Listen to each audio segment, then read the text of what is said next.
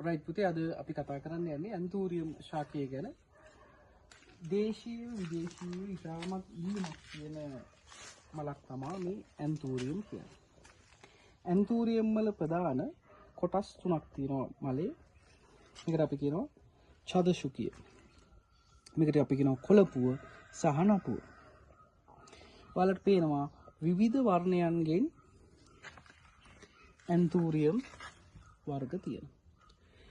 අපි අපනයනය සඳහා ඇන්තූරියම් මලක් තෝරගන්නකොට අපි අනිවාර්යයෙන්ම සැලකිලිමත් විය යුතු දේවල් ටිකක් තියෙනවා. රයිට් පුතේ මේ බලන්න මේක ද්විවර්ණ ඇන්තූරියම් මලක්.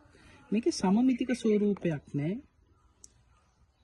චදශුකිය පිහිටලා තියෙන කෝණයක් අපනයනයට සුදුසු නැහැ. අපි ඇන්තූරියම් මලක් තෝරගන්නකොට ඒ ඇන්තූරියම් මල මේ කොළපුවට වඩා දිග වෙන්න හොඳ නැහැ. මේ කොළපුවට මේ ආකාරයට නවා ගන්න පුළුවන් වෙනවනේ. මේකත් එච්චර සුදුසු ඇන්තූරියම් මලක් නෙමෙයි. ඒ වගේම මේ මල නම් කොළපුව සමමිතික ස්වරූපයක් තියෙනවා. දිලිසෙන ස්වරූපයක් තියෙන්න ඕන. ඒ වගේම මේකේ නටුව සාමාන්‍යයෙන් සෙන්ටිමීටර් 25ක් 30 40 නටුවේ දිග වැඩි වෙන ප්‍රමාණයට අපිට ඊටාම වටිනවා. අපි චදශුකිය ගැන කතා කරොත් මේ චදශුකිය 4න් 3ක් පමණ පරිණත වෙලා තියෙන්න ඕන.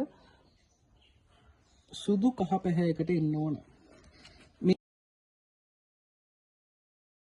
ඇන්තූරියම් ශාකයේ ප්‍රචාරණය ගැන කතා කරොත් බීජ මගින්, කඳ කැබිලි මගින්, මොරෙයියන් මගින් අපිට ප්‍රචාරණය කරගන්න පුළුවන්.